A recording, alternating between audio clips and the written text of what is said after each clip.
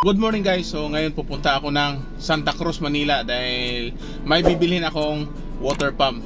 Dahil yung water pump sa bahay ni po sa Batangas ay kailangan ng palitan dahil palyado na. So matagal na rin yon, kaya ngayon samahan nyo ako, pupunta tayo ng Santa Cruz. At para malaman ninyo kung magkano yung mga presyo ng mga water pump doon. So bago ako aalis dito sa Pasig ay mag-almusal muna tayo. Tara! Oh, ito maalat oh. Sarap. Sardinas.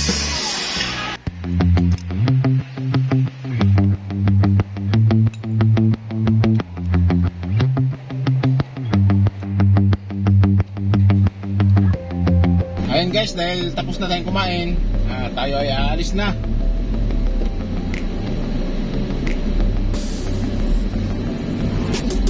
Napakainit ngayon ng panahon. Ayun, makita nyo, napakaliwanag.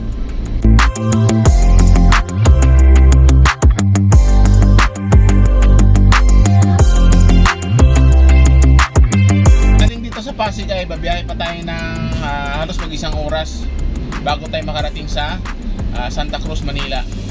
Ayun guys, pugas muna tayo dito sa Petron. Magkano ngayon? Ay 50 to 50 ang diesel. Good morning. Good morning. Full tank. Full tank. Shout out sa'yo, shout out sa'yo, shout out. Good card. Nandito po tayo ngayon sa Petron. Magpapagas muna tayo. Pupunta po tayo ngayon. Petron card gamit natin, cashless. Let's start. Ayan, kinakarga na. Diesel Max.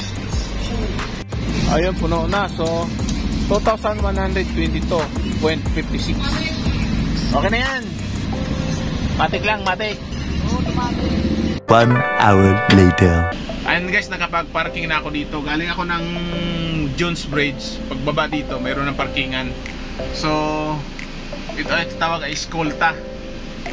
Dito ako sa Escolta nag-parking. Malayo to sa sa Alonso Street na pupuntahan ko. Siguro mga 10 minutes lang lalakarin. Yan, pagtsigaan ko na lang dahil napakahirap ang parkingan doon sa Alonso Street. Talagang sa ganitong oras, marami nang nakaparking. Kaya tara, pupunta na tayo. So yun lang oh, nakaparking ako. So magsisimula na tayo maglalakad. Napakainit na panahon guys. So ngayon guys, nandito na tayo sa T. Alonso. Makita nyo, puro tindahan dito. MA pump. Subukan natin dyan. Ayan o, MA pumps.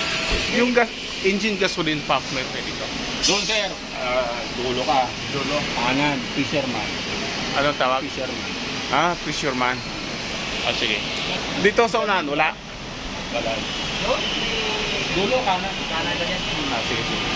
Doon marami yung sukilan. Thank you kaya, thank you. Yan, tinuro ako dun sa kabila daw. Ito na yata yung sa Asinso, try natin dito. May mga makina dito.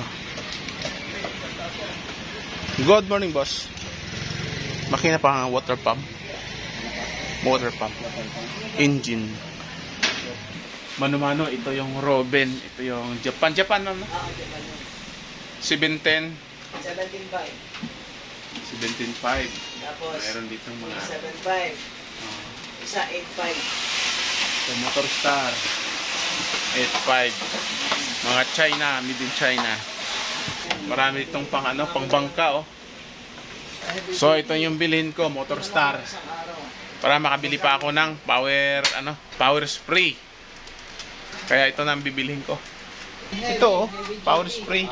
Ito yung bibilhin ko. 7,000. Kasi kailangan talaga doon sa Batangas eh.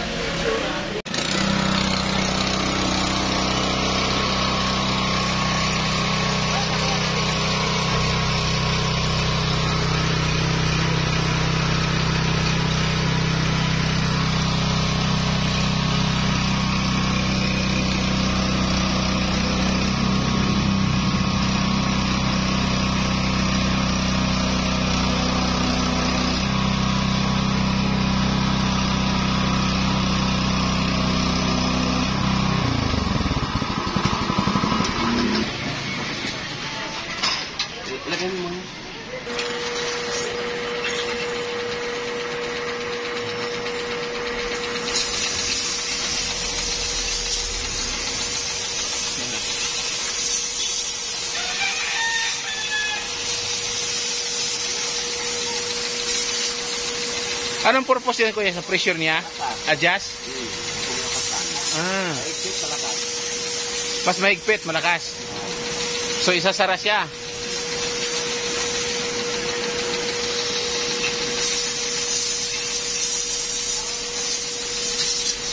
Ayos. Wala naman siyang leak.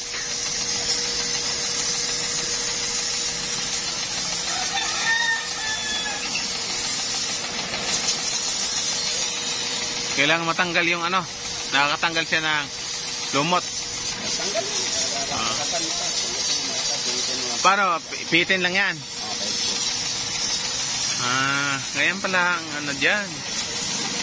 Purpose. Okay na lang. Okay. Yun na yan. One eternity later. Ayun guys, babalikan ko na yung pinamili ko. Dahil malayo nga yung pinarkingan natin. Kaya iniwan ko muna doon, tapos babalikan ko na lang. So nandito na tayo sa Pituan Street. Dito na sa unahan. So ayan, nandyan lang sa unahan, kaunti. So hihinto lang tayo saglit.